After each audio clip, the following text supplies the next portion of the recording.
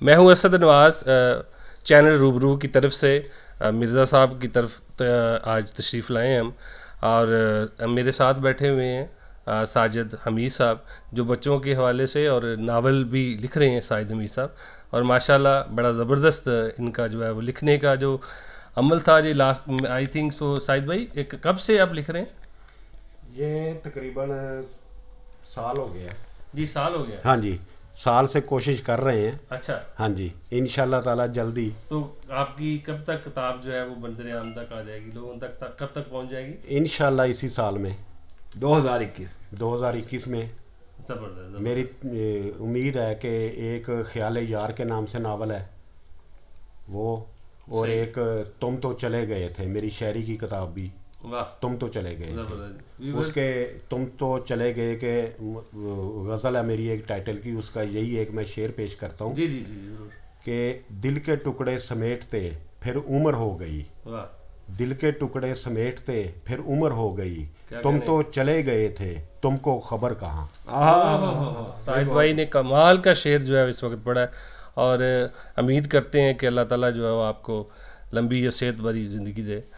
مرزا صاحب کی طرف آئے ہوئے ہیں. مرزا صاحب کے والد محترم جناب بشیر رحمانی جو تصوف اور درویش صفت انسان تھے.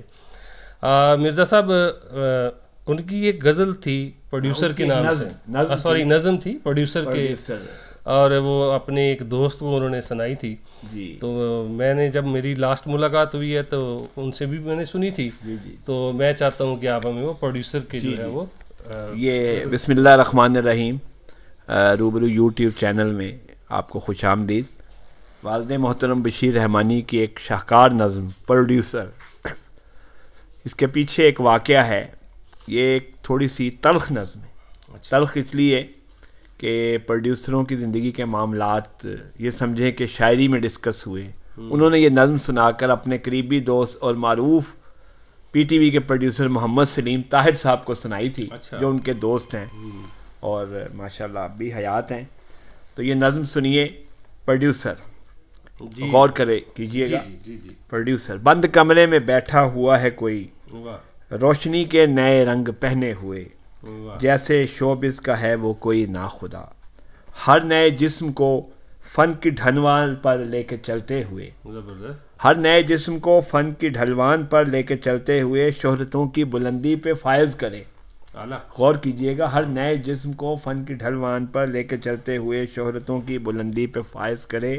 اس کی منشا بنا کوئی فنکار بھی چھو نہ پایا کبھی، وہ بلندی کے جس کی طلب سب کو ہے.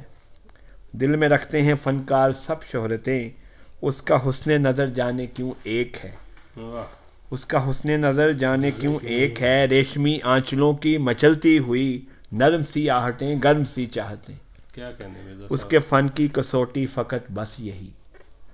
سرد آنکھوں میں بہتی برہنہ ہوس، اس کی نظروں میں ایک وہ بدن ہی صدا قابل داد ہے، جس بدن کا نشیب و فراز آج بھی اس ہوسکار کی خواہشوں کے ترازو میں پورا تلے.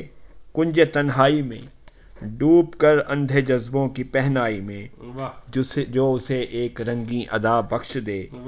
کرسی وقت پر اس کی جلوہ گری، کرسی وقت پر اینڈ ہے یہ، کرسی وقت پر اس کی جلوہ گری، چند مجبور جسموں کی سوداگری. کیا بات ہے، یہ بات ہوئی نا. یہی بس آخری جو مصرع ہے ان کی دور اندیشی اس میں جھلک رہی ہے. جی ہاں مرزا صاحب بہت شکریہ، آپ نے جی ان کی نظم پڑھ کے سنائی.